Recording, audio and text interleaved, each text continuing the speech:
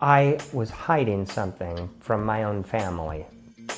On business trips, I would go to H&M, I would buy cute things, take pictures, and then I would throw everything away. Not even in the hotel room, but in a dumpster, so paranoid that the connection could be made back to me.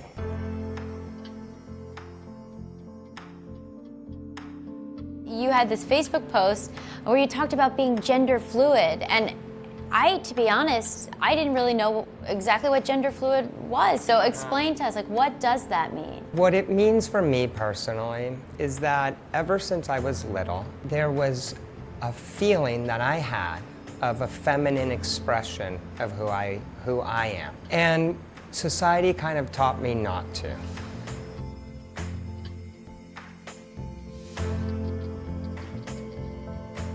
It wasn't about sexuality. No, for me, there's so much expression of who I am as a person that was locked away from me.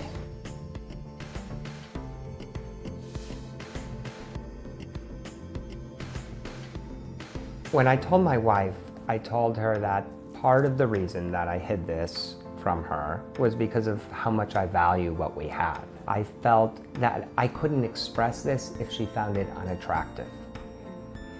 And it turned out to be super hot and fun and sexy. Can you take me to that conversation? What did you say to your children?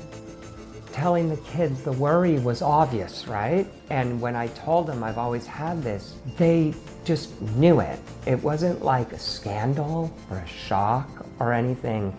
It was just like, yeah, that makes sense. You have to turn this necklace around. It's the wrong way. I had it the opposite? Yeah, you had it the whole time? Yeah, the whole Really? time. Yeah. Does it still look good the right way? Yeah. On the necklace. Like, When you look at identity, who is Paul and who is Andrea? Well, that's a fascinating question, and I get asked by a lot of people, then, okay, but what do I call you then? For me, I worked really hard on Paul Berry. I built Huffington Post. That's Paul Berry. I built Rebel Mouse. Who would you say Andrea is? So Andrea's like it's much sweeter to call me Andrea. I think it just feels much more like accepting of who I am. Mila's been drawing pictures of me that she writes Andrea. And she gives me the hair that I want to have. When I started telling my story publicly, a tremendous amount of people every week have come to me and say, I am exactly like you, but I haven't told anyone. You're launching a tech platform for people who might feel similar to you or might feel like they can't be 100% comfortable with who they are. The goal of Fluidity.love is there's missing narratives about who we can be. You can be feminine and it doesn't change your sexuality and basically help explain the confusion. But we're also working with companies and doing training.